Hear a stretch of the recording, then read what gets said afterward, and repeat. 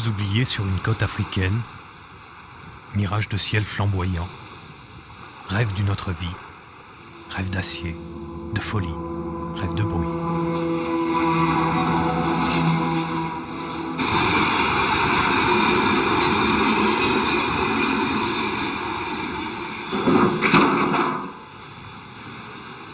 « 40 ans déjà. La création de la Mauritanie, les prémices de l'industrie, le minerai du désert et tout s'en bat.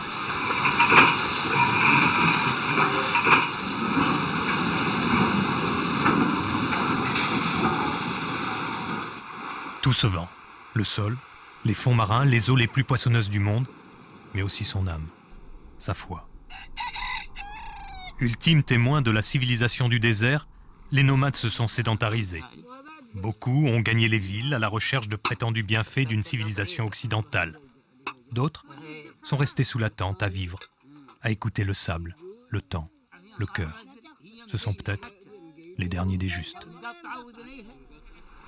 Ici, aux confins du Sahara occidental et de l'Atlantique, sur plus d'1 million de kilomètres carrés de sable, la Mauritanie est devenue une nation en 1958. Enserrée au nord par le Maroc, au sud par le Sénégal, à l'est par l'Algérie et le Mali, ce pays fut pendant des siècles parcouru par des nomades berbères et arabes. Aujourd'hui, la plupart de ces 2 millions d'habitants sont devenus sédentaires. Nouakchott, la capitale, a été créée de toutes pièces au moment de l'indépendance. Nouadhibou, anciennement Port-Étienne, est devenue la 2e ville avec son terminal minéralier où est acheminé le fer que l'on extrait du désert. Sur cette terre des hommes, de Mermoz et de Saint-Exupéry, le monde moderne cherche à accroître son emprise et ceux qui y vivent perdent peu à peu leurs repères. Dans cette mutation inévitable, des hommes ont cependant préservé l'idéal des anciens nomades, une éternelle errance pour parfaire sa vie.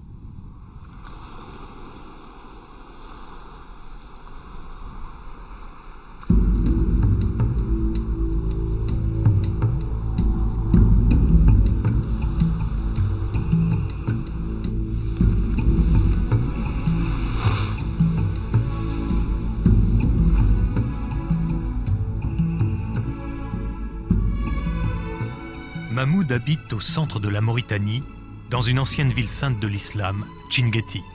Son univers, il le chérit. C'est pourquoi il fait souvent office de guide et communique à tous sa joie de vivre. Taleb, plus pondéré, s'est forgé une philosophie sereine de la vie. Il est pêcheur sur les bords de l'Atlantique. Sa fortune principale réside dans la contemplation du désert et des vagues de l'océan. Boubacar, le plus solitaire, est aussi le plus entouré. Il n'a de passion que pour les gamins, à qui il dispense des cours de français dans un petit village de l'est du pays.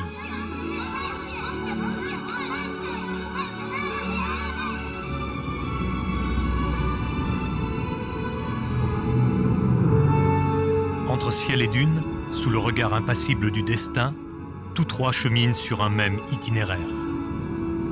Celui qui ouvre les portes d'un certain bonheur.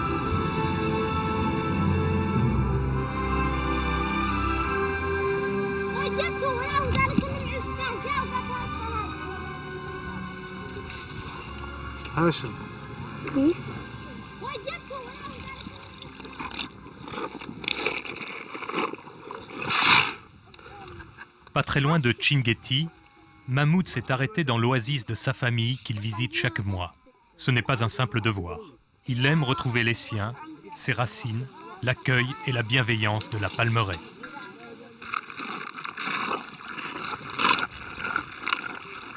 Voilà, ça c'est une oasis qui s'appelle Tkimkim, à 5 km de la ville de Tchinguetti. C'est là où je nais, ici, dans ces vieilles pièces-là. Pas question de transiger sur les palabres d'usage, les curiosités à satisfaire et l'attention à dispenser jusqu'aux plus petits.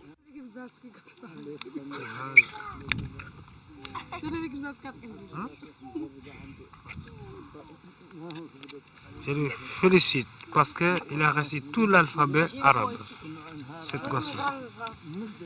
Je lui écris tout l'alphabet arabe, tous il a répété. Je lui félicite. Au moment que j'étais en gosse, je conduisais comme maintenant. Je faisais la petite voiture.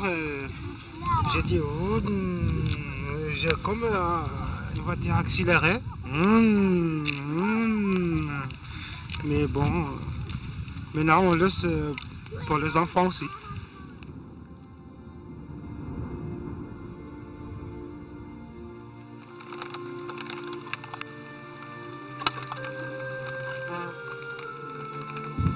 Mahmoud a la simplicité des sages, la sérénité et la confiance dans une existence où tout est à construire, sans aide, sans sécurité. Il vit le désert au rythme du temps, de ses facéties, de ses colères, et remercie Allah pour ses bienfaits. Ça, c'est mon terrain. Et le palmeraie de mon père. Et on cultive au moment qu'il y avait beaucoup de pluie, on cultive les pastèques, le sorgho, le mil. Quand il n'y avait pas de pluie, on peut arroser les palmeraies pour faire le date. C'est tout. Quand on a un peu de temps, on revient pour enlever l'herbe qui n'est pas importante, pour que ne pas serrer les jardins, quoi. Pour que ne pas bouffer tout tous les lots qu'on donne.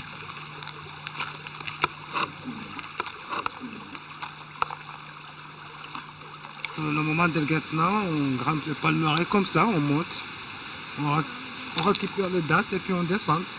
Et ça, c'est les sacs qu'on a mis le date dedans pour conserver pendant 5 ans.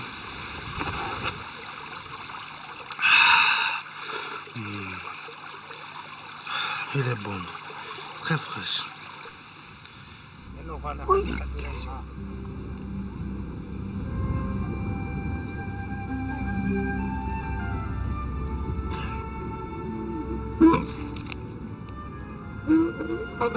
Le sable, le roc, la modeste terre des oasis, l'astreinte du climat façonnent les peuples de l'immense Sahara. Chacun apprend à économiser en permanence l'eau, ses forces et ses animaux. Le domaine de Mahmoud, c'est l'Adrar, sans doute la plus belle région de la Mauritanie.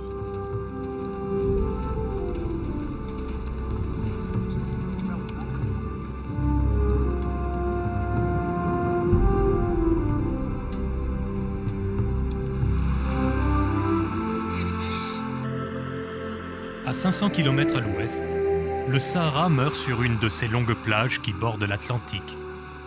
C'est Cap Tafarit.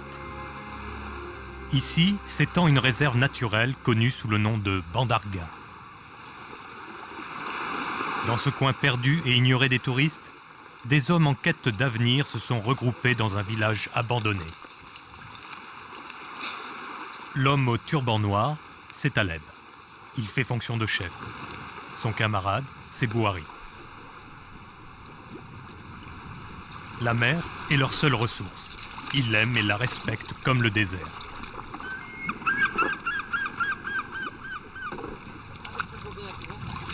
Chaque jour, les mêmes gestes se répètent.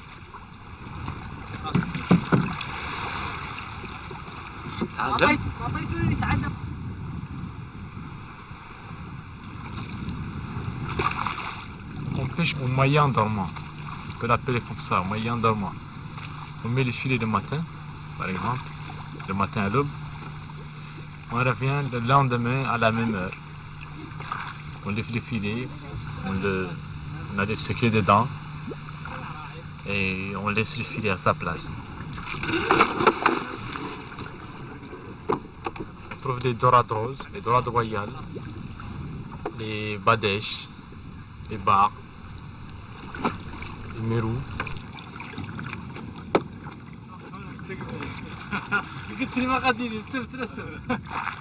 Dans ce bout du monde, il n'y a ni chômeur, ni assisté. Chacun vit de rien et se contente de peu.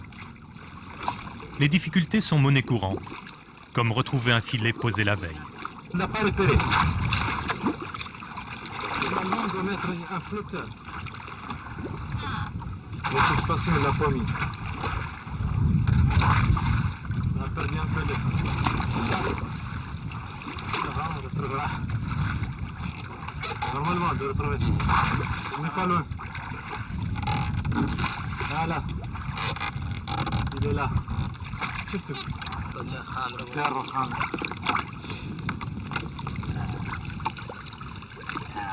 برافو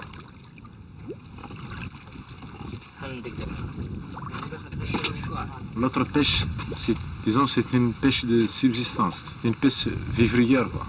C'est pour vivre avec. Le reste du poisson, on le fait sécher. Le village s'appelle Arkis. Il a toujours existé depuis des lustres, depuis des années. Nos arrière-grands-parents ont toujours habité ici.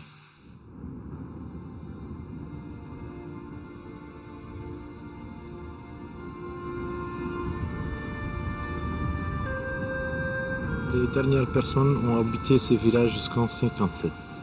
Ils sont repartis sur les villes.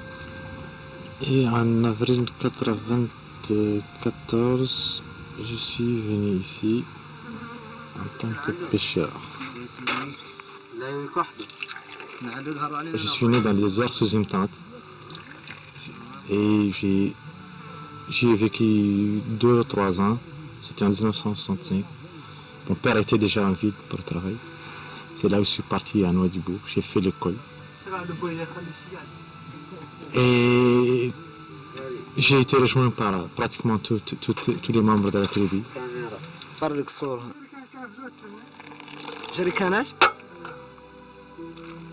Depuis que j'ai quitté l'école, j'ai fait toutes ces années en ville.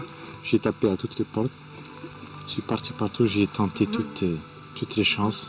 J'en ai pas eu, malheureusement. Toutes les portes se sont refermées devant moi. Et j'ai voulu... Comment dirais-je? Je suis venu ici pour exploiter la richesse dont nous disposons ici. Et puis c'est tout. Voilà. Pas grand chose, mais... On a la pêche, on a le poisson, on a le minimum vital, le strict minimum vital. Pas toujours, mais on l'a. On a à manger, on a à boire. On a le calme, le repos, pas de stress. Et on a le désert à 2 km. Voilà, le grand désert.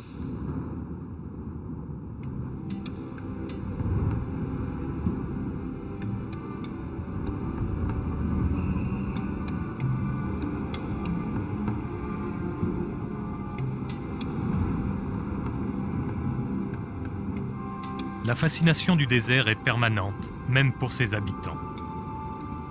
Dans son vide, son silence, dans son espace infini, le Sahara reste un lieu de mystère et de spiritualité.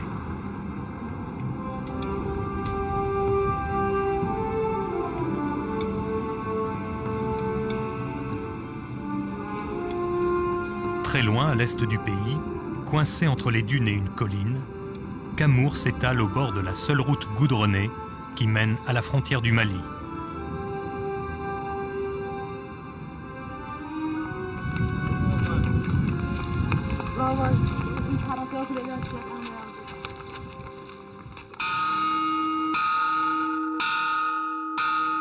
Comme dans tous les pays d'Afrique, les enfants sont nombreux. Suivant le choix de leur famille, ils suivent un enseignement public ou coranique.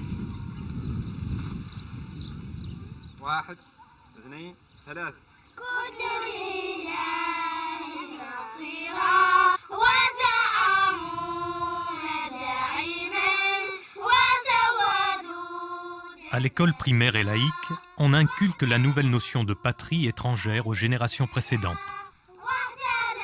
Les cours sont dispensés en arabe, mais quelques heures par semaine sont consacrées au français. Boubacar en est le responsable. Il sera bientôt guéri. Bien, oui, bien. Bien, Ahmed. Il sera bientôt guéri. Maintenant. C'est une école primaire de la première jusqu'à la 6e année. Elle est fréquentée par 300 élèves, dont la majorité sont des garçons. 6 maîtres arabes y travaillent et un maître de français. Bien sûr, le maître de français, c'est moi. Pirogue. Pirogue.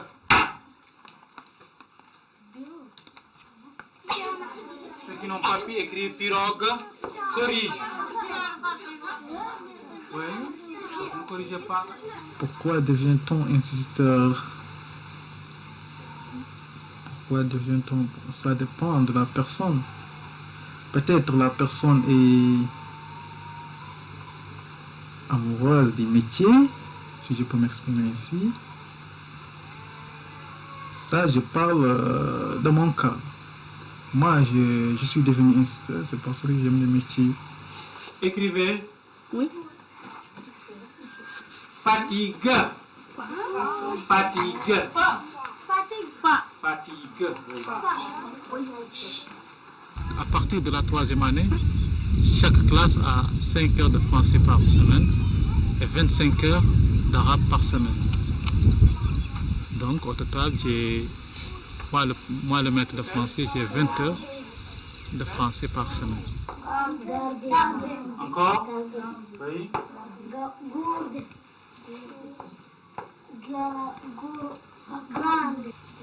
J'aime dans ce métier des enfants. Parce que c'est un métier qui me met en contact avec les enfants. J'aime les enfants. J'aime m'occuper des enfants. Je suis amoureux des enfants. Tout ce que les enfants font m'intéresse.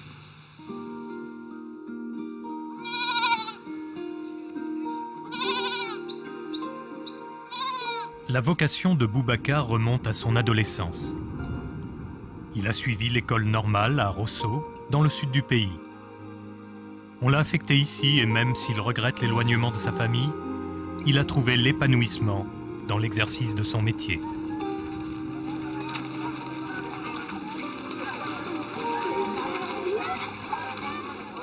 Mais c'est aussi un contemplatif. Il médite sur le monde, la vie, Allah.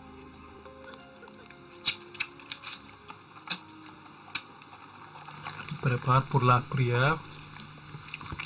Donc je dois faire mes ablutions. La religion compte beaucoup pour moi. C'est un repère sûr pour moi, que je trouve très sûr même, très sécurisant. Et voilà.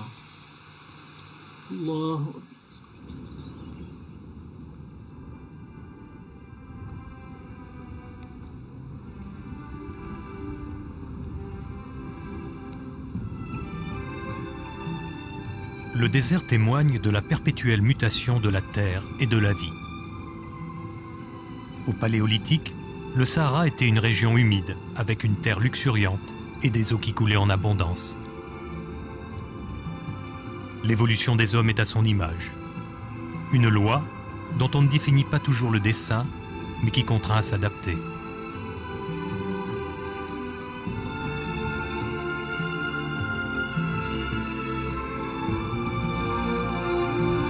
Voilà Chenguiti.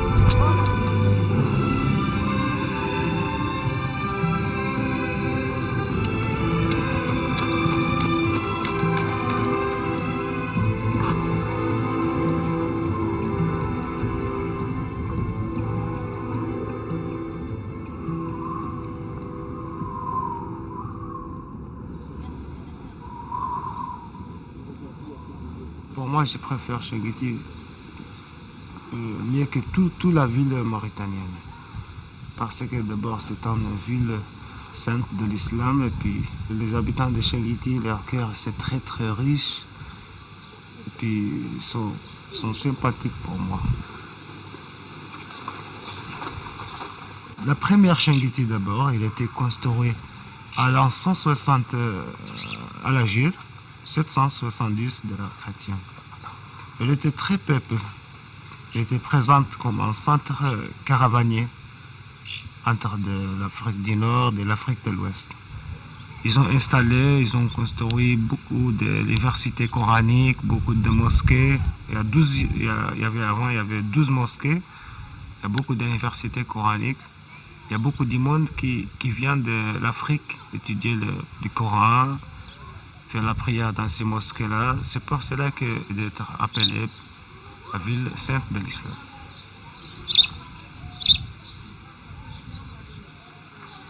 Voilà, ça c'est la vieille ville. Ici c'est la vieille ville, presque c'est abandonné maintenant. Il y a un ou deux maisons qui sont habitées. Parce que les gens ils ont abandonné à cause de la sécheresse. Et puis bon, comme il y a des gens qui voulaient tomber dans la vie moderne, ils ont changé leur maison, ils ont habité dans la nouvelle ville. Puis il y a des gens aussi qui sont abandonnés Chinguitti complètement à cause de leur économie, c'est très faible. C'est pour cela que les gens ont abandonné. Mais il y a quand même quelques maisons habitées.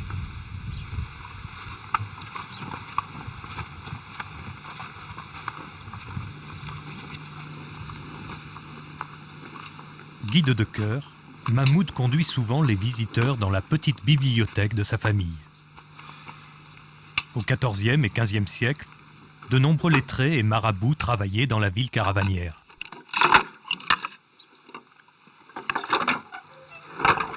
Ils ont laissé d'importants ouvrages, dont de nombreux manuscrits.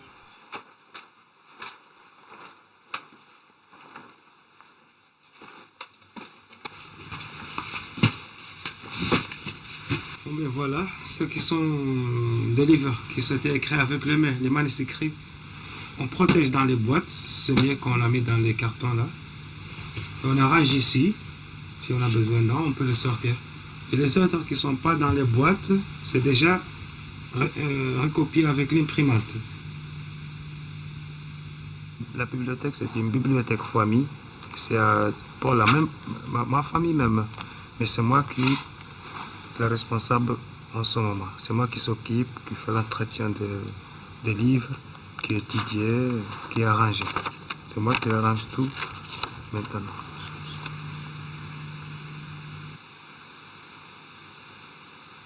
C'est un vieux manuscrit de 15e siècle.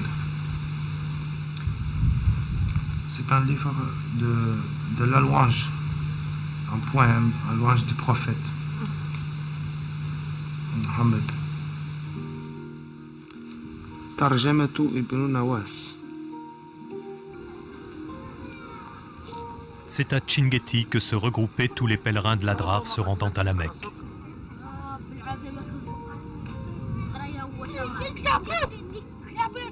L'esprit du passé imprègne encore le village de sérénité, même si les vents poussent les sables à ensevelir inexorablement ce haut lieu de prière. Inch'Allah, si Dieu le veut.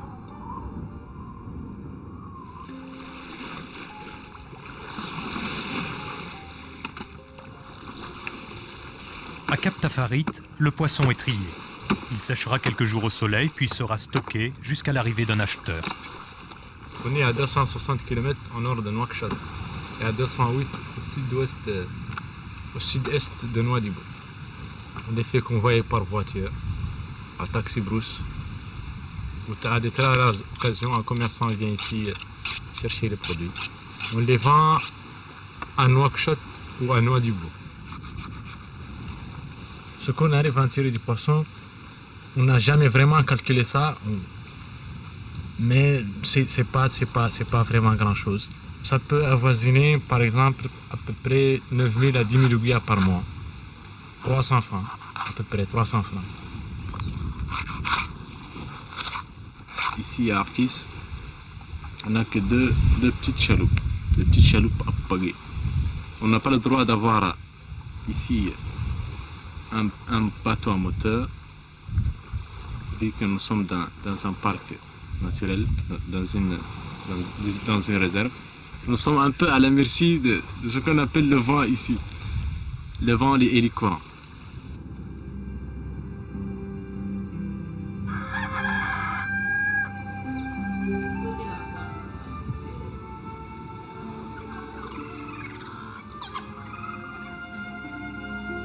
La situation de la communauté est précaire, mais il n'y a pas de rancœur.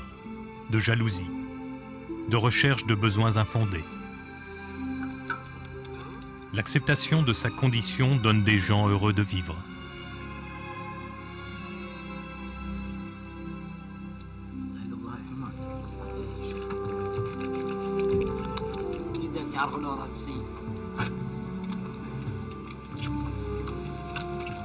Bernard, ce soir on part en brousse. Cet après-midi. La brousse, c'est quelques kilomètres à l'intérieur des terres, là où commencent à s'accrocher les épineux. Les nomades viennent au hasard s'y installer pour quelque temps. Dans les campements se perpétuent les traditions ancestrales.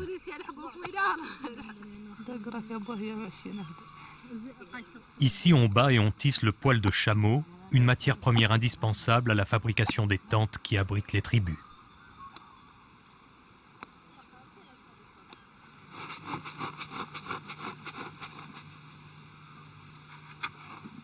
Mêlé à la laine de mouton noir, le poil de chameau assure été comme hiver la meilleure isolation. Ainsi se confectionne un grand rectangle qui donne naissance à une tente, la raïma, qui accueille famille et invités.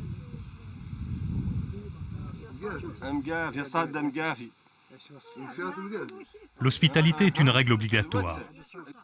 Tout étranger doit être accueilli, logé et nourri autant de temps qu'il désire rester.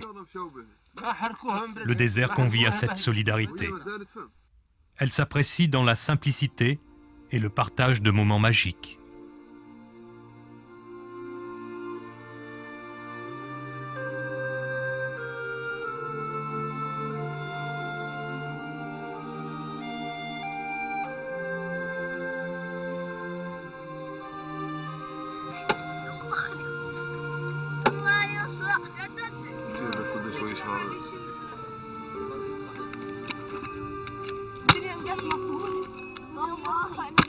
C'est ainsi que l'on vit à Cap Tafarit et ses environs, dans la tranquillité et le bien-être. Les yeux tournés vers la mer ou le désert, on a l'innocence et la force des purs que détiennent tous les enfants du monde, tant qu'ils n'en sont pas dépossédés par de faux dieux.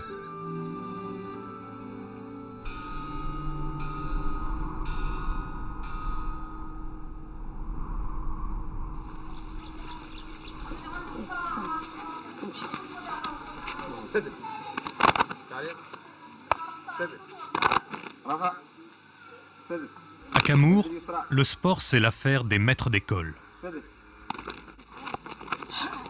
Qu'importe le manque de moyens, les vêtements inadaptés, ce qui compte c'est se détendre et s'amuser. Dans le village, la bonne humeur est constante. Certes, il n'y a pas d'électricité, pas d'eau courante. Cinéma et télévision sont inconnus, mais l'on vit bien avec les moyens du bord.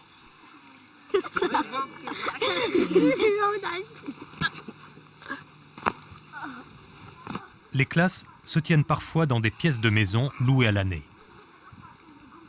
Le thermos mousse dans le fer. Le braise est froid sur la théière. À la menthe durant est si fraîche que la femme chante. Thé à la menthe, thé à la menthe.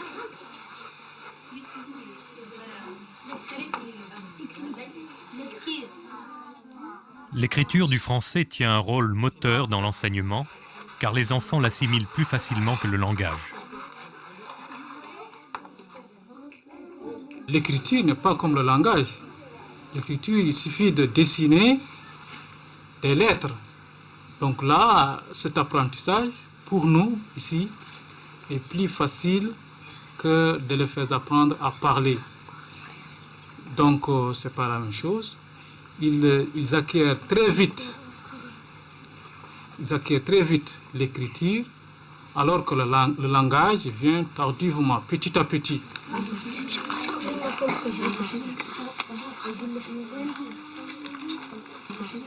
Fatma a joué avec Sidi et ses camarades, mais les garçons l'ont poussé. Je ne joue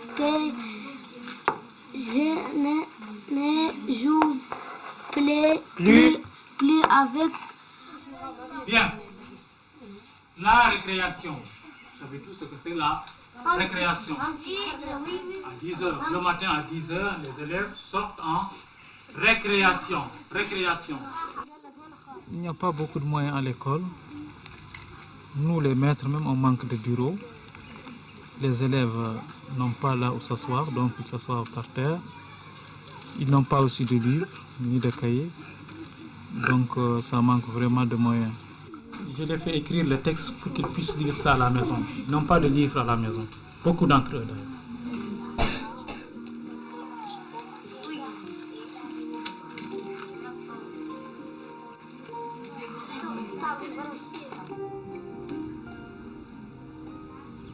Je n'ai pas choisi de venir à Kamo. On m'a fait venir tout simplement à Kamo. Je suis à Kamo depuis 6 ans maintenant. Les grandes vacances, je vais voir ma famille à Rosso. Rosso est très loin d'ici. Près de 700 km d'ici. Donc c'est très loin. Je ne peux pas aller les voir tout le temps. Mais je reçois quand même leurs nouvelles tout le temps.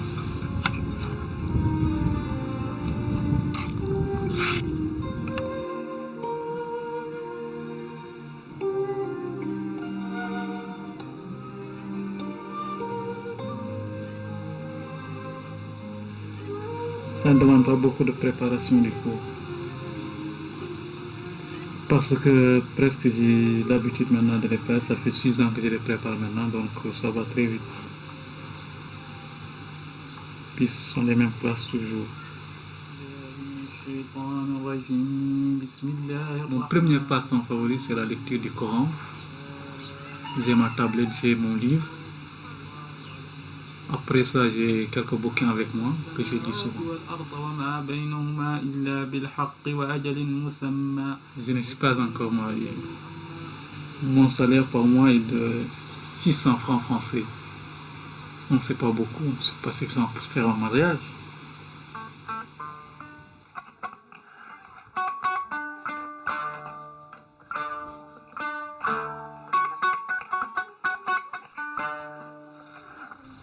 Gérer la maison familiale qui reçoit souvent des visiteurs est une des tâches principales de Mahmoud. Le thé, c'est une grande tradition mauritanienne. On va faire sous la khaïma.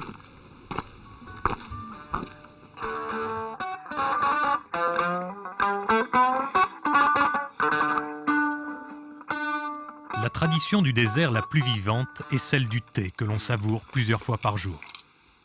Sa préparation est un rituel et une cérémonie où l'on ne cesse de transvaser le liquide.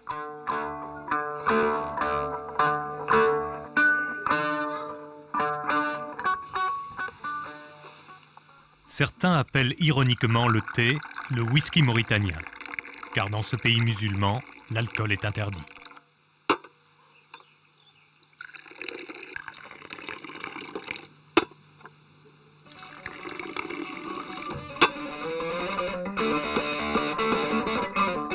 Les griots sont musiciens, chanteurs ou danseurs. Tous appartiennent à la même caste.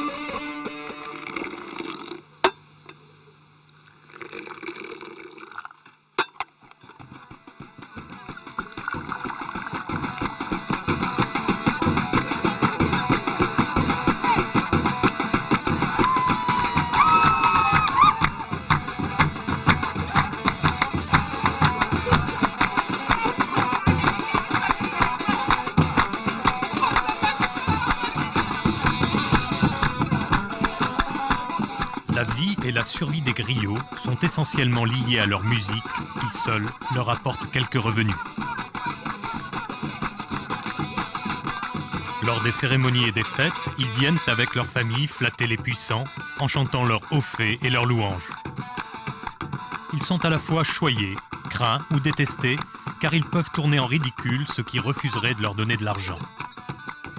Les griots, chez nous, ça c'est les gens qui sont joués la musique traditionnelle.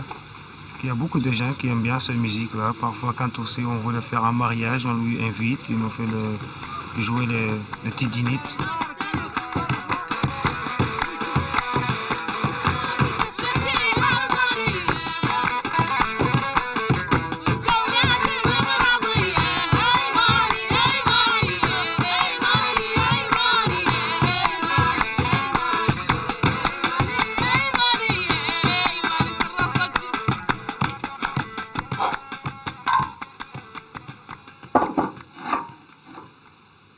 Dans l'ancienne maison des marchands, Mahmoud a rassemblé différents objets de la tradition saharienne, sur lesquels il veille presque religieusement.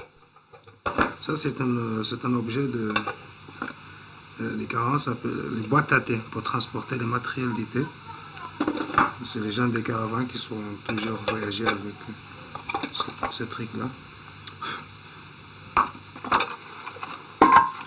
Les Mauritaniens, ce sont des nomades qui aiment bien garder leurs traditions, qui sont l'essence de l'hospitalité, et aussi c'est les musulmans.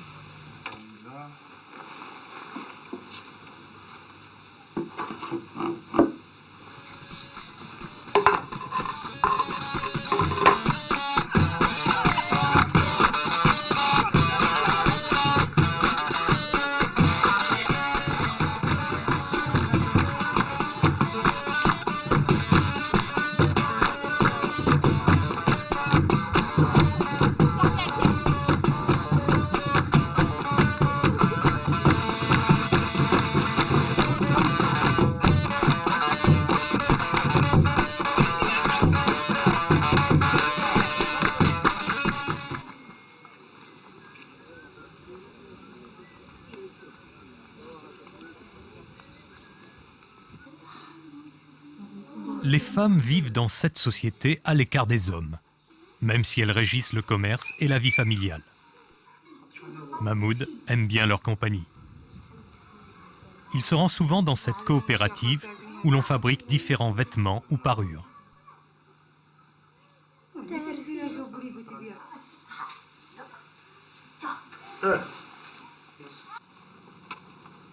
Autre lieu de prédilection pour Mahmoud, l'ancien fort français de Chinguetti, érigé à l'opposé de l'ancienne ville. Je viens souvent ici parce que ici c'est un meilleur endroit pour moi, surtout les soirs. D'après 4h jusqu'à 6h30, il y a un bon paysage et puis il n'y a pas beaucoup de bruit. C'est calme, c'est tranquille pour moi.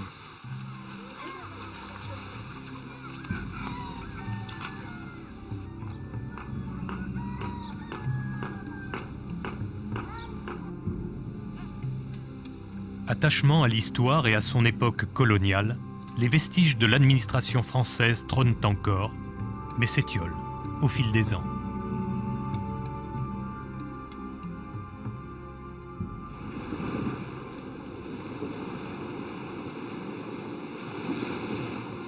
À Cap Tafarit, un nouveau filet est mis en place sous l'œil vigilant de Taleb, resté aujourd'hui sur la plage. Mon rêve actuel, c'est un rêve de pêcheur, c'est avoir un bon bateau, une lanche, un bateau à voile, ce qu'on appelle ici une lanche, style canarien. Et l'exploiter à la mer, c'est tout. Avoir à aller un peu plus loin, pêcher dans des endroits où il y a plus de poissons et être un peu sûr de revenir au village. On est à la merci du vent. Quand le vent souffle d'est, on a toujours peur d'aller en mer parce qu'on est entraîné par le courant vers l'ouest, vers le large. Il faut combattre quand on revient et ne pas attraper une vague. La religion apporte la paix intérieure. Je suis profondément croyant. Je dirais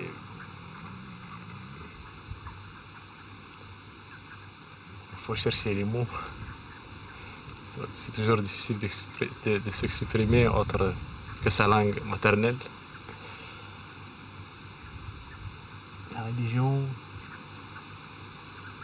comme le dit le grand philosophe, on peut dire c'est l'opium des peuples. Moi, ça m'a apporté une envie d'exister, de vivre, de ne pas céder aux tentations, d'être honnête,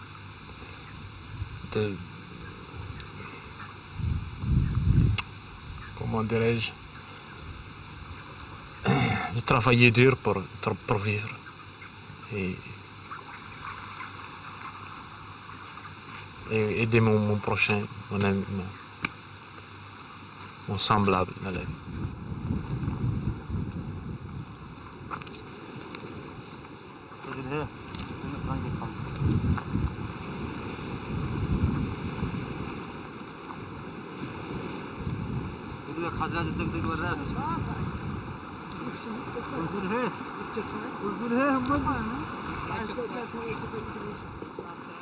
On va de temps en temps sur la falaise pour pêcher à la ligne. C'est quand on a les filets à sec, quand on met les filets à sec pour les nettoyer des algues et quand elles sont sales. Ou sinon quand il n'y a pas assez de poissons dans un filet pour faire manger tout le monde.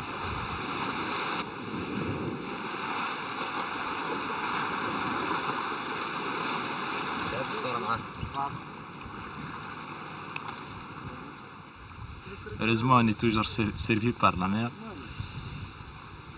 Je dirais qu'on peut appeler Tafarit le coin à la touche minute. Pêche des dorades, des tessards,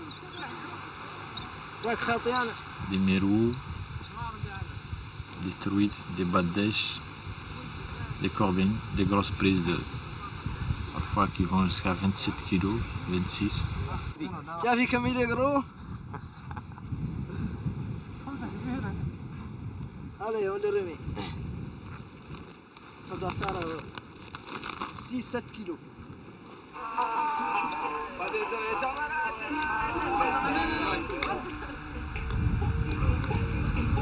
L'après-midi prendra fin avec le thé, préparé par les 2 seules femmes présentes au village en ce moment.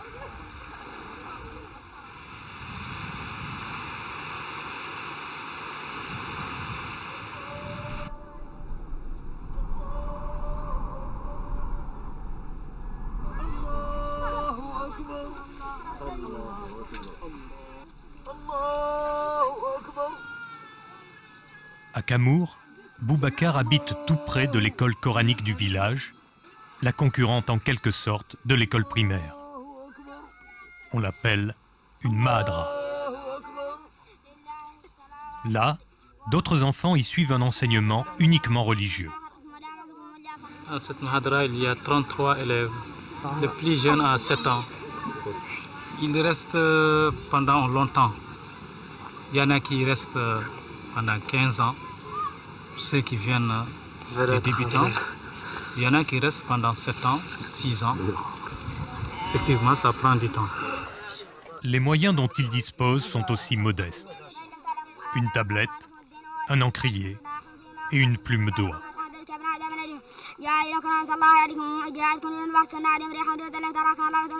La mahadra et l'école publique, il y a une différence. La mahadra, on apprend que le Coran, ce qui a trait au Coran.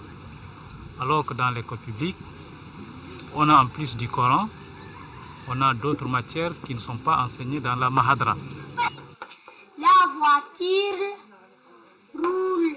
Apport de la colonisation, l'école primaire est une nouvelle tradition qui supplante peu à peu la pratique des mahadras.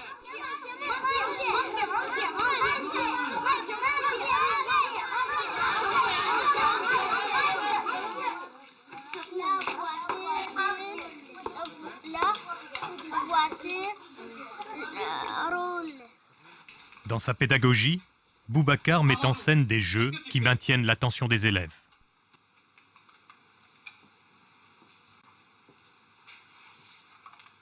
Je regarde le livre de Sidi.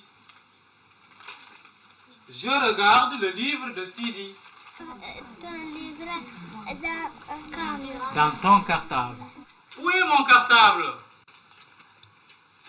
Où est mon cartable? Où est mon cartable? Très bien. Toi? Où Quoi? Quoi? Répète encore.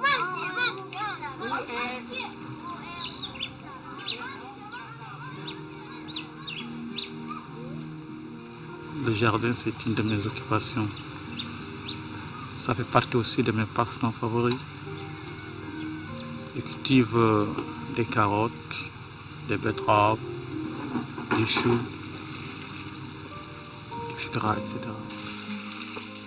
J'ai une ambition particulière. C'est de devenir un jour un inspecteur de l'enseignement fondamental.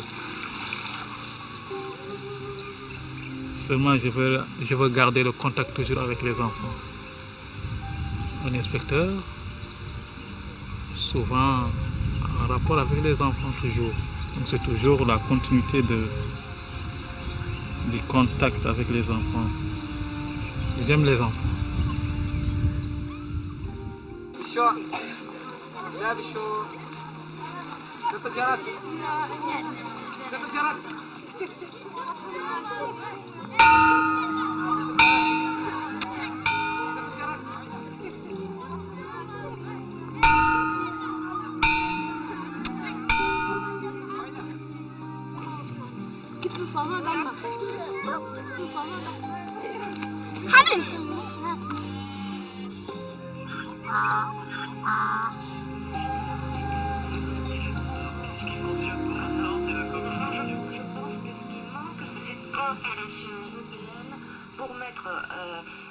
J'écoute souvent RFI. Pour savoir ce qui se passe dans le monde, c'est le seul moyen de me mettre en contact avec le monde extérieur.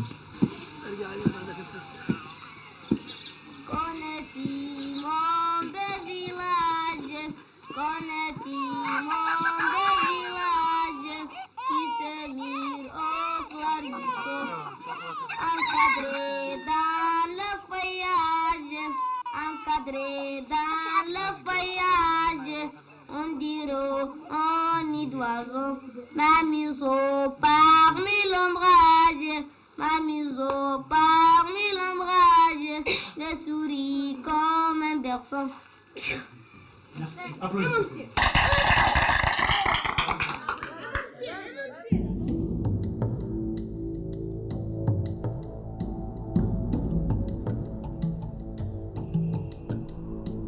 Ainsi va la vie à Chinguetti, à Cap Tafarit ou à Camour. Les vents transportent et façonnent en permanence les dunes sous le regard du ciel impassible. Mahmoud, Taleb et Boubacar construisent leur vie et leur univers d'où est absente toute médiocrité. À l'écoute du désert, de Dieu et des hommes, ces fils des sables ont entrouvert les portes du paradis. Je fais rien parce que je suis très content surtout. J'ai essayé d'écrire le nom d'Allah, Bismillahirrahmanirrahim. Surtout, puis parce que je suis très content de cette place-là.